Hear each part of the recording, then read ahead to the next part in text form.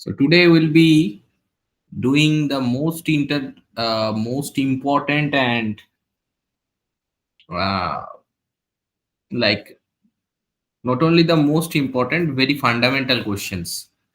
Okay, बहुत ज्यादा important इसी सब क्वेश्चंस का है.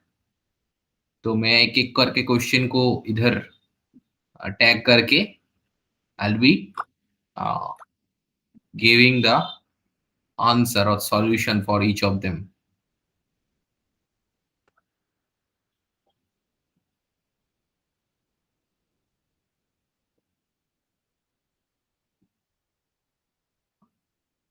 Let us discuss this problem first. All of you can see this problem.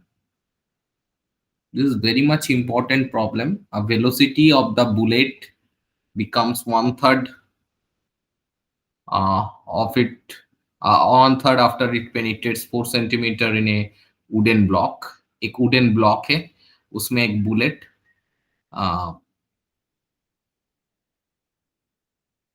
हाँ, तो उसमें 4 सेंटीमीटर का वुडन ब्लॉक पेनिट्रेट किया, उसी से बुलेट का वेलोसिटी वन थर्ड हो गया. मान लो पहले कुछ एक v वेलोसिटी था, तो v/3 हो गया. Assuming that the bullet is facing a constant resistance during its motion in the block, uh, the bullet stops completely after traveling 4 plus x centimeter inside the block. Find out x. You need to find out x.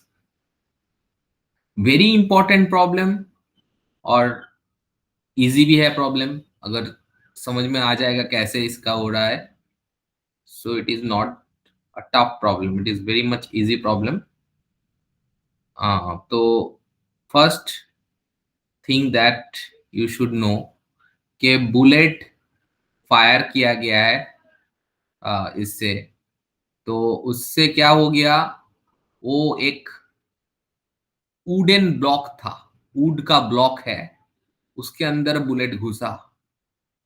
घुसने के बाद क्या हो गया, घुसने के बाद वो बुलेट के अंदर गया, कितना गया, 4 सेंटीमीटर जाने से उसका क्या हो गया, वेलोसिटी वन थर्ड हो गया. वेलोसिटी वन थर्ड हो गया. तो क्या हो रहा है एक्चुअली, और वो 4 सेंटीमीटर घुसने के बाद वन थर्ड हुआ, तो इनिशियली अगर उसका वेलोसिटी v था, इनिशियली उसका वेलोसिटी v था, 4 सेंटीमीटर घुसने के बाद वो हो गया v/3. इनिशियली अगर v था, 4 सेंटीमीटर घुसने के बाद हो गया v/3. Okay, another thing, assuming that bullet is facing a constant resistance, तो उसको कांस्टेंट रेजिस्टिव फोर्स मिल रहा है. तो उसमें कांस्टेंट रेजिस्टिव फोर्स मिल रहा है, मतलब वो जो डिसिलरेट कर रहा है, उसका जो डिसिलरेशन हो रहा है, रिटार्डेशन हो रहा है, वो भी कांस्टेंट है, वो भी कांस्टेंट है. ठीक है, कोई बात नहीं है. Now the bullet stops completely after travelling 4 plus x centimetre inside the block. 4 plus x मतलब 4 सेंटीमीटर के बाद इतना हो गया, उसके बाद और x सेंटीमीटर गया, उससे वेलोसिटी 0 हो गया. So find the value of x. This is the question. So this is the question. Now first thing that we should consider, because इसमें टाइम का कहीं पर भी कुछ भी बताया नहीं, so we should use time independent formula. Time independent formula in our equation of motion, it is there, v square is equal to u square plus 2as. This formula we have to use in this case. Now ये देखो, दो condition हम लोग देखेंगे. पहले इस condition को देखेंगे, मतलब पहले वेलोसिटी v था, 4 सेंटीमीटर बुलेट के अंदर घुसने के बाद v/3 हो गया, और रिटार्डेशन तो यूनिफॉर्म है, उसको लेके कुछ ये नहीं है. तो पहले v था, तो इनिशियल उसका v था और v/3 4 सेंटीमीटर के बाद हुआ, तो v/3 का whole square is equal to v square -2a into 4।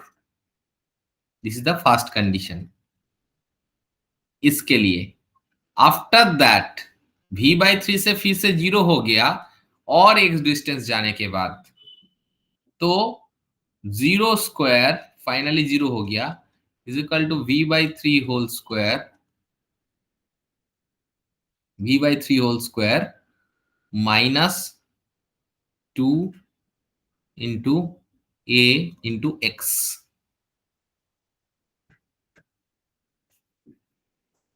ये मेरा दूसरा इक्वेशन है। नाउ इसी दूसरा इक्वेशन से हम लोग क्या कर पाएंगे, 0 square is equal to 0, v/3 whole square is equal to v²/9 -2 into a into x।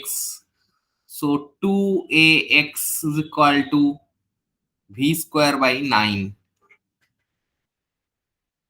Okay, अब हम लोग और क्या करेंगे, और एक बात को हमको समझना पड़ेगा। ये कंडीशन हम लोग समझ पा रहे हैं, ये ठीक है, कोई बात नहीं है। और एक बात है इसमें कि इस दोनों का कंडीशन में हमारा जितना मतलब हम देख पाएंगे इस चीज को, एक मतलब अगर मैं अलग अलग से जो निकाला था, जिसका कॉन्सेप्ट निकाला था, वहां से अलग अलग से मैं अगर x और ये वाला जो 4 इसका वैल्यू निकाल पाऊं, और यहां से भी मैं इक्वेशन 1 से भी कुछ कर सकता हूं कि इक्वेशन 1 को अगर थोड़ा सा इलाबोरेट करूं तो this will become v²/9 is equal to v² -8a। तो यहां से मेरा a का एक रिलेशन आ जाएगा। देखो ऐसे भी मेरे पास अभी तुमको दिखने को मिल रहा है कि ए है अननोन, एक्स है अननोन, भी अननोन है, तीनों अननोन है। दो इक्वेशन तो सॉल्व करना नामुमकिन है, लेकिन कोशिश कर रहे हैं कुछ कुछ चीज अगर यहाँ से आ जाए तो। जैसे v²/9 ये तो था इसमें, और ये था 8 है, तो यहाँ से what I can do, v²/9 -v² is equal to -8a।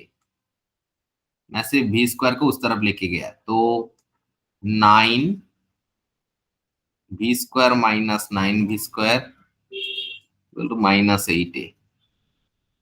And v² से 9v² को ये करूंगा तो -8v²/9 is equal to -8a। Minus minus cut गया, तो v² will become 9/8a। therefore v will become square root of 9/8a। ये v का value आ गया, मतलब इस in terms of a, I I got the value of v in terms of a। और एक चीज हम लोग इस्तेमाल कर सकते हैं कि हमें पता है कि बुलेट जो v वेलोसिटी से जा रहा था, आखिर में घुसा उसमें और 4+x चलने के बाद वो 0 हो गया उसका वेलोसिटी। तो वहां से हम एक चीज निकाल सकते हैं कि फाइनल वेलोसिटी और इनिशियल वेलोसिटी को पकड़ के, final velocity is equal to initial velocity -2a into 4+x। फिर यहां से मेरा आ गया v² is equal to 2a 4+x। अब हम लोग एक काम कर सकते हैं, इसको ये जो 2a into 4+x that is equal to v², यहां से हम लोग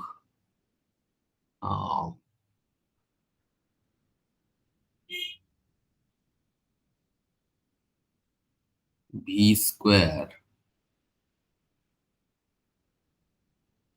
अगर ए वी का जो वैल्यू है, ए वी का जो वैल्यू है, इसको स्क्वायर रूट करने से हमारा, अच्छा v square is equal to हम लोग 2a टू 4+x, ये आ गया ना।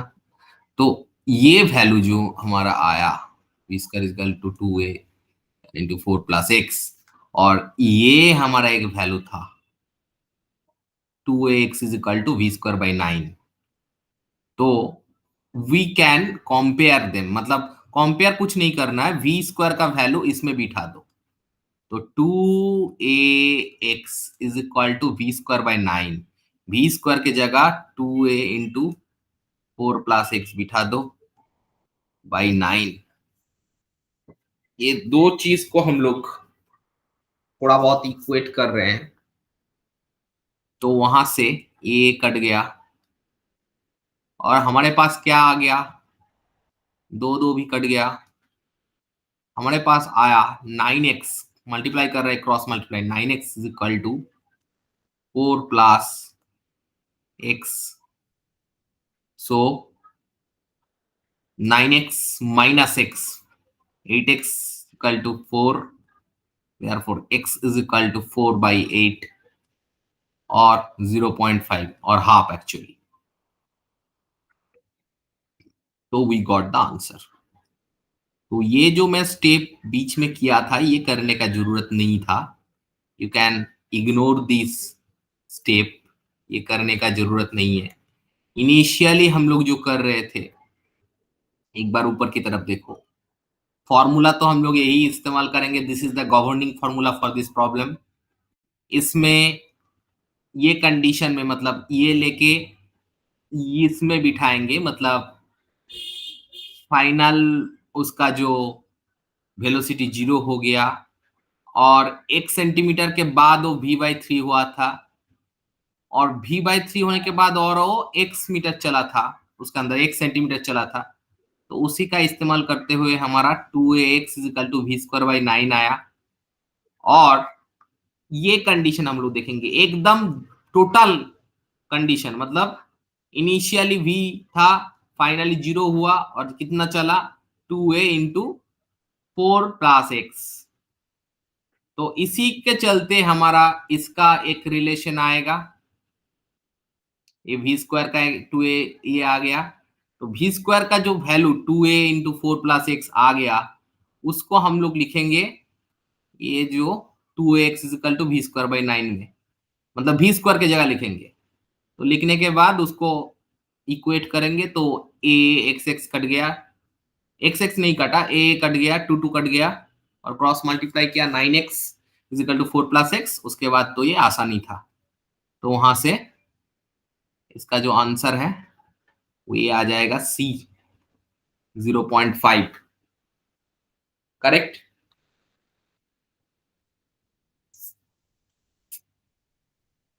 This is how you are solving this problem, ठीक है। तो जो ये वाला 4 सेंटीमीटर गया, उसके बाद जो इसको इसको अभी जो हम लोग मतलब कर रहे थे, वो उतना करने का जरूरत नहीं है।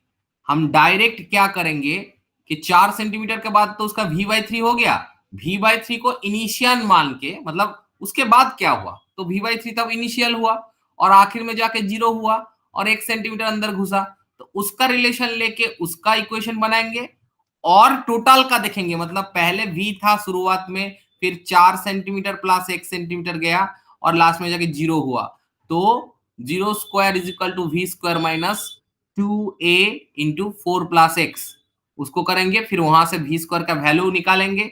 सो उसी वी स्क्वायर में हम लोग वो वी स्क्वायर का वैल्यू, ये वाला इक्वेशन जो 2ax is equal to v square by 9 आया था, इसको सॉल्व करते हुए वहां पर बिठाएंगे और हमारा आंसर आ जाएगा। This is the answer of it. Now looking the next problem.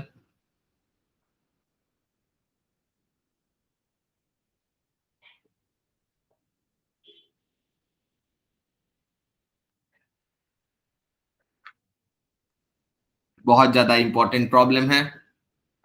A body projected vertically upward projected सुन के इसको प्रोजेक्टाइल का प्रॉब्लम मत समझो, ये मोशन इन 1D का मोशन अंडर ग्रेविटी वाला ही प्रॉब्लम है। ओके, तो बॉडी को ऊपर की तरफ फेंका गया है, बॉडी प्रोजेक्टेड वर्टिकली अपवर्ड,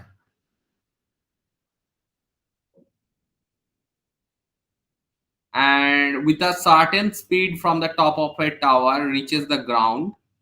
मतलब तुम एक टावर के ऊपर से, ऐसा नहीं कि ग्राउंड से किए हो, टावर के ऊपर से एक बॉडी को ऊपर की तरफ उछाले हो with certain speed, reaches the ground in t1 time।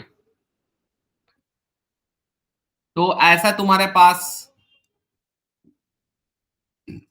एक टावर टाइप का है ग्राउंड के ऊपर, एक ऑब्जेक्ट या फिर बॉडी को ऐसे करके पहले उसको ऊपर की तरफ उछालो तो वो गिरेगा नीचे जाके। कितना टाइम में गिरा? t1 टाइम में गिरा।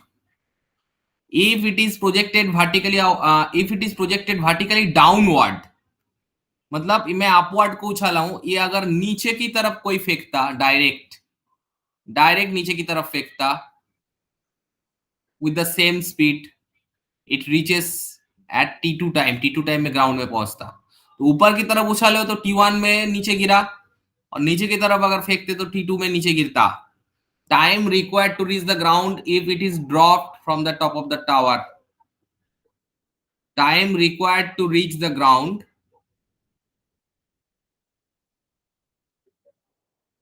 time required to reach the ground if it is dropped from the top of the tower।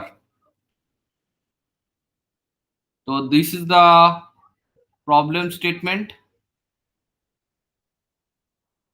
okay, so we'll see the problem, how to solve the problem। okay, now इसमें थोड़ा सा हमको क्या देखना है, इसमें हमको एक चीज देखना है कि वो जो मैं दिखाया था टावर, इसका इनिशियल हाइट कुछ एक मान लो, h हाइट मान के चलो, और ऊपर की तरफ हम लोग प्रोजेक्ट किए तो उसको u स्पीड मान के चलो ऊपर की तरफ। ग्रेविटेशनल एक्सेलरेशन नीचे की तरफ g है। Okay, time taken to reach the ground when projected upward that is t1, time taken to reach the ground when projected downward t2। और हम अगर ऐसे सोचेंगे कि जो कि t time to reach the ground when simply dropped, simply dropped मतलब उसमें कुछ मतलब उसमें कुछ वेलोसिटी नहीं है, मतलब that is free fall condition. मतलब तुम कुछ वेलोसिटी से उसको नहीं गिरा रहे हो। अगर फ्री फॉल कंडीशन में अगर ऊपर से टावर के ऊपर से किसी चीज को गिरा रहे हो तो टी टाइम ले रहा है, तो तुम्हें टी टाइम का रिलेशन निकालना है t1 t2 के साथ। लेकिन फर्क ये है, टी के लिए इनिशियल वेलोसिटी 0 है, t1 t2 दोनों के लिए इनिशियल वेलोसिटी u है। ठीक है, तो पहले हम लोग जो लास्ट केस को देखेंगे, अगर वो बॉल अगर नॉर्मली ड्रॉप हो रहा है तो उसके लिए क्या होगा, नॉर्मली ड्रॉप हो रहा है तो उसके लिए क्या होगा, वो उसका तो इनिशियल वेलोसिटी 0 है, तो s is equal to UT, S is equal to UT plus half A T square formula का इस्तेमाल करेंगे। ये है governing formula, S is equal to UT plus half A T square. अभी इस चीज को देखो, मैं बताया था सबको वेक्टर में क्या होता है, क्योंकि ये नीचे गिर रहा है तो इसका डिस्प्लेसमेंट, ये इनिशियल पोजीशन और इसका फाइनल पोजीशन ये नीचे ग्राउंड, तो actually it becomes minus H. ये जो मैं एस लिखा था उसकी जगह एच बिठाना है और अब माइनस होगा, क्यों, उसका फाइनल पोजीशन ऊपर था, उससे नीचे गिर रहा है, तो दिस इज माइनस एच, उसका डिस्प्लेसमेंट हो रहा है। तो minus H is equal to U 0 T minus half G T square, क्योंकि ग्रेविटेशनल एक्सेलरेशन हमेशा नेगेटिव है, नीचे की तरफ होता है ना, बताया था।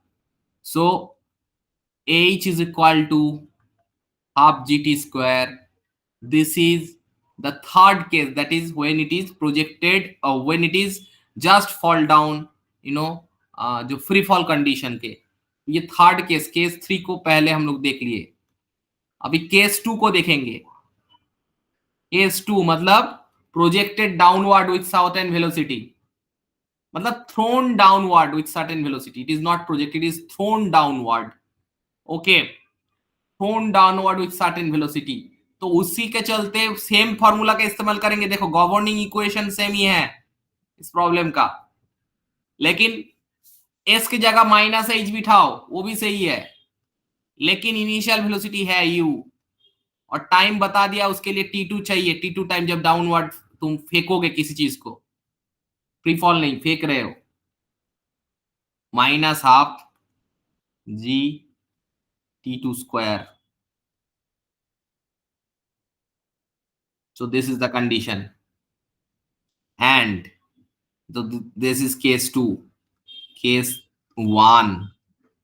केस 1 ऊपर की तरफ उछाल रहे हो तुम उसको, लेकिन उसमें भी ऊपर की तरफ भी अगर उछालोगे, एक्चुअली तो वो डिस्प्लेसमेंट माइनस एच ही करेगा, क्योंकि उस पोजीशन से उसको नीचे ही आना है, नेगेटिव डायरेक्शन में आना। नीचे की तरफ नेगेटिव होता है ना वेक्टर का, जो ये अगर सब भूल गए हो, ऊपर की तरफ पॉजिटिव, नीचे की तरफ नेगेटिव, ऊपर की तरफ पॉजिटिव किसी भी वेक्टर का, इस तरफ हम लोग लेते हैं पॉजिटिव और लेफ्ट हैंड को नेगेटिव। तो उसी के चलते, क्योंकि फर्स्ट केस में भी ऊपर जाके फिर से नीचे ही तो उसको आना है, मतलब फाइनल ये पोजीशन है, सॉरी इनिशियल ये पोजीशन है और फाइनल ये पोजीशन है, दोनों के बीच तो माइनस एच का ही दूरी है नीचे की, क्योंकि वो गिर रहा है ना।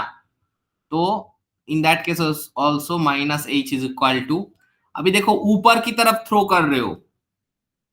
अच्छा, इसमें ना माइनस होगा क्योंकि तुम नीचे की तरफ थ्रो कर रहे थे, ये वाला सेकेंड केस में माइनस यूटी, यूटी यूटी2, क्योंकि you are throwing it downward ना, सो डाउनवर्ड डायरेक्शन में वेक्टर नेगेटिव। लेकिन इस कंडीशन में देखो गिर रहा है इसलिए माइनस एच फर्स्ट कंडीशन के लिए, लेकिन ऊपर की तरफ फेंक रहे हो, you are projected is upward, upward मतलब पॉजिटिव यू टी1, क्योंकि टी1 टाइम दिया हुआ है, माइनस हाफ, क्योंकि हमेशा जी नेगेटिव ही होगा, जी हमेशा नीचे की तरफ होता है तो वो नेगेटिव ही होता है, टी1 स्क्वायर। पहले हम लोग क्या देखेंगे, पहले हम लोग ये दोनों इक्वेशन को ना रिलेट कर लेंगे, ये केस 2 और केस 1 का, कि दोनों का ही देखो इस तरफ माइनस एच ही है left hand side, so I can equate both of them. दो इक्वेशन हम लोग इक्वेट कर सकते हैं, क्योंकि इसमें दोनों साइड ही लेफ्ट हैंड साइड का माइनस एच है। तो minus U T two minus half ji T2 square is equal to U T one minus half G T one square. अभी हम लोग क्या देखेंगे, इसको इक्वेट करने के बाद थोड़ा सा इसका सॉल्यूशन करेंगे। माइनस यू, एक काम करते हैं, माइनस यू टी2 और इधर माइनस यू टी1 इस तरफ लेके आते हैं, और इसमें minus half G T one square plus half जी टी2 स्क्वायर, सिंप्लीफाई कर रहे हैं उसको, ये कर रहे हैं। अच्छा, फिर हम लोग क्या करेंगे, थोड़ा सा इसको घुमा, मतलब सजा के लिखते हैं, U T one minus U T two is equal to half ji T2 square minus half G T one square. Now we'll take minus u common, so t1 plus t2 within the bracket, and here if I do half g common, so it will be t2 square minus t1 square. Okay, therefore थोड़ा सा और इसको थोड़ा सा देखेंगे तो क्या हो जाएगा, minus u into t one plus t two और हाफ जी T2 square minus t one square क्या हो जाएगा, t two plus t one into t two minus t one, a square minus b square का फॉर्मूला। तो इसी के चलते ये वाला कट गया, minus u is equal to half ji t two minus t one, ये रह गया। सो इसको तुम सीधे भाषा में क्या बोल सकते हो, माइनस देके दोनों तरफ मल्टीप्लाई कर दो, क्योंकि माइनस यू देखने में अच्छा नहीं लग रहा है ना, इसको यू बनाओ। U is equal to minus से इस तरफ मल्टीप्लाई करेंगे तो क्या हो जाएगा, माइनस से मल्टीप्लाई करें, माइनस हाफ जी T2 माइनस T1, तो इससे चलते ना माइनस अंदर घुस गया, तो minus half GT2 minus minus plus half GT1। तो इसको पहले हाफ GT1 को पहले लिखेंगे minus half GT2, that is equal to U. अभी इसमें क्या सुविधा हो गया, हाफ जी कॉमन लिया, T1 minus T2, this is equal to U. U का वैल्यू आ गया, ओके, यू का वैल्यू आ गया। नाउ ये वाला जो चीज है, ये वाला जो हमारा ये चीज आया, इसको अगर किसी भी एक इक्वेशन में बिठाए, किसी भी एक इक्वेशन मतलब मान के चलो हमारा इक्वेशन जो दो मतलब केस 1 और केस 2 का किसी भी एक इक्वेशन में, मान लो इसमें बिठाते हैं केस 1 का इक्वेशन में। केस 1 का इक्वेशन क्या था, minus H is equal to UT1 minus half GT1 square. उसमें हमारा u का जो वैल्यू निकल के आया वो बिठाएंगे, माइनस एच, u का क्या वैल्यू आया, हाफ इंटू जी T1 minus T2 into T1 minus half GT1 square. तो इसके चलते इसका क्या हो गया, इसका अगर हम लोग एक काम कर सकते हैं, इसको ना सिंप्लीफाई करते हैं। चलो माइनस एच को ऐसे रखो, हाफ GT1 माइनस हाफ जी सॉरी T1 स्क्वायर, क्योंकि T1 बाहर भी था ना, T1 स्क्वायर, फिर half minus half GT1 T2, ये दोनों मल्टीप्लाई होने से बाद, अच्छा then minus half GT1 square, ये कट गया, ये कट गया, ये कट गया। उसके बाद हम लोग क्या करेंगे, देखो ये माइनस एच देखने में अच्छा नहीं लग रहा है, माइनस इधर भी माइनस हो, माइनस माइनस कट गया एक्चुअली, तो H is equal to half GT1 T2। ये आया हमारा एक छोटा सा उसका सिंप्लीफिकेशन एच का। अच्छा, केस नंबर 3 में हम लोग क्या लिखे थे, जो normal free fall, H is equal to half GT square, H is equal to half GT square, और अभी हमको क्या मिला, H is equal to half GT1 T2, मतलब दोनों तरफ ही एच है, तो I can say half GT square is equal to half GT1 T2, half ji cut गया, तो T square is equal to T1 T2, so T will become square root of T1 into T2। So if you look at that options here, you will get this is the answer for this, square root of T1 T2।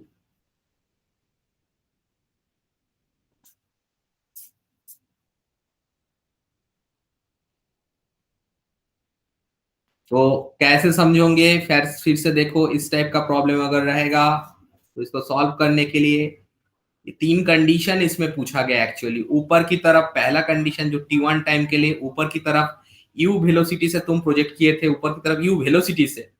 फिर second condition जो T2 वाला बता रहा था, उसमें u velocity से नीचे की तरफ फेंके थे, और थर्ड कंडीशन में फ्री फॉल, सिर्फ टावर के ऊपर से तुम फेंके थे। तो गवर्निंग इक्वेशन मेरा ये था, मैं केस 3 को पहले लिखा था, फ्री फॉल वाला, फ्री फॉल में u0 होगा तो h is equal to half GT square. फिर केस 2 में नीचे गिरेगा इसलिए माइनस h, डिस्प्लेसमेंट नेगेटिव, क्योंकि उसका इनिशियल पोजीशन ऊपर था ना, इज इक्वल टू, क्योंकि नीचे की तरफ फेंक रहे हो तो माइनस u उसका, क्योंकि वेक्टर का मैं बताया था, नीचे की तरफ नेगेटिव होता है, ऊपर की तरफ पॉजिटिव होता है, left side negative right side positive. तो t2 टाइम माइनस हाफ जी टी2 स्क्वायर। और पहला कंडीशन के लिए माइनस एच तो है नीचे की तरफ आ रहा है क्योंकि ऊपर की तरफ प्रोजेक्ट किए हो तो u पॉजिटिव है, नेगेटिव नहीं। u t1 माइनस हाफ जी t1 स्क्वायर। फिर हम लोग ये केस वन केस टू का दो इक्वेशन का जहां पर दोनों लेफ्ट साइड में माइनस एच है तो दोनों को इक्वेट करेंगे और ठीक से उसको सिंप्लीफाई करेंगे और उसमें से u का वैल्यू निकालेंगे जो आएगा half G into T one minus T two. उसको अभी लेके इक्वेशन जो मेरा केस वन का इक्वेशन था उसमें बिठा देंगे, उसमें u की जगह बिठा दिया। फिर इसको थोड़ा सा सिंप्लीफाई करेंगे, h का वैल्यू आ जाएगा हाफ जी टी वन टी टू। और मेरा केस थ्री से आ रहा था h equal to half G T square, तो हाफ जी टी स्क्वायर और इसको अगर कोरिलेट करेंगे तो हाफ जी कट जाएगा, t square is equal to t one into t two, तो t equal to square root of t one into t two आ जाएगा। Now looking into the next question,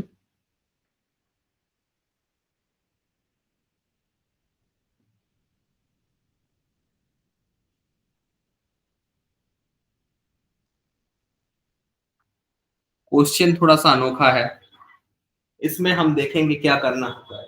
A particle moves along x-axis, has its displacement x varying with time t. According to the equation, x is equal to c naught t square minus 2 plus c into t minus 2 whole square, where c naught and c are the constant of appropriate dimension. So उसके बारे में मत सोचो। तो which of the following statement is correct, तो हमको थोड़ा देखना है, एक्सीलरेशन ऑफ द पार्टिकल लेके ही सब ऑप्शंस दिया हुआ है, so we need to find the acceleration of the particle in this case.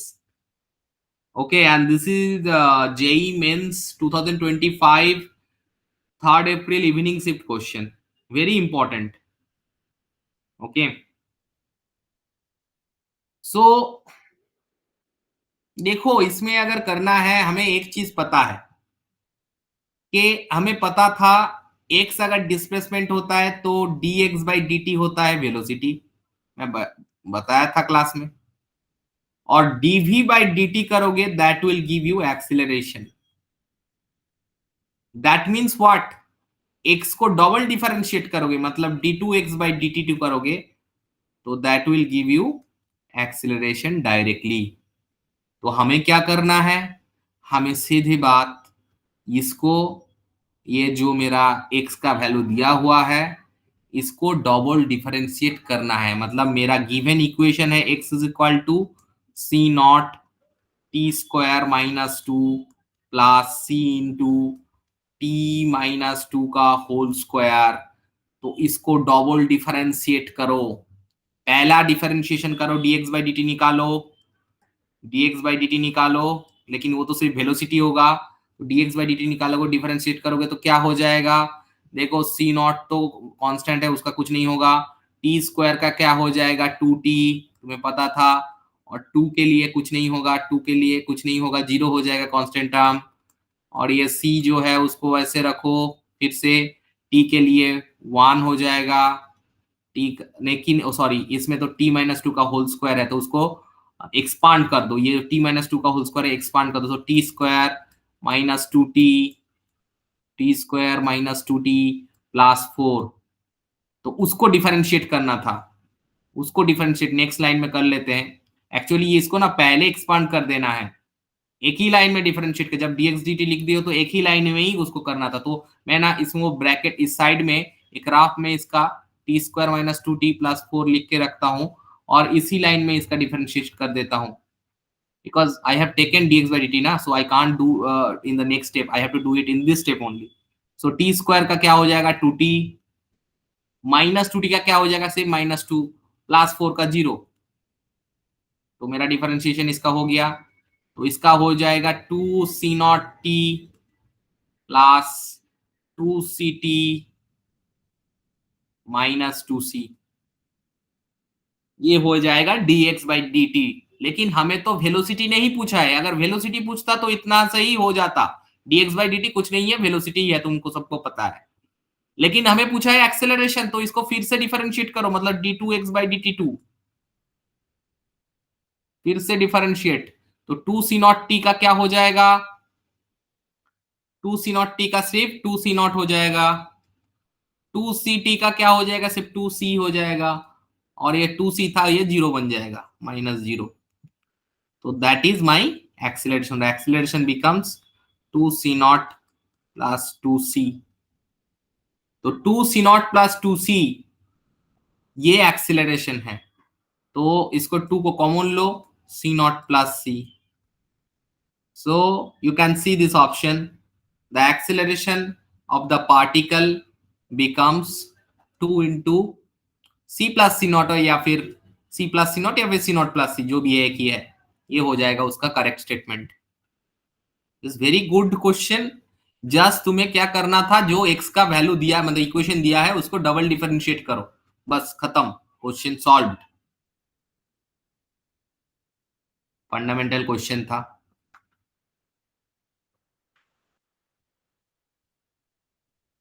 बहुत ही फंडामेंटल क्वेश्चन है। इस टाइप का क्वेश्चन बहुत बार पूछा जाता है, बहुत सारे एग्जाम्स में, बहुत इंपॉर्टेंट एग्जाम से पूछा जाता है, जो कि कुछ नहीं है, सिर्फ तुमको देखना है प्रॉब्लम को और तुमको उसको डिफरेंशिएट करना आता है, बस हो जाएगा काम। इसीलिए मैं तुम लोगों को जो क्लास में ये डिफरेंशिएशन इंटीग्रेशन के ऊपर इतना स्ट्रेस देता हूँ।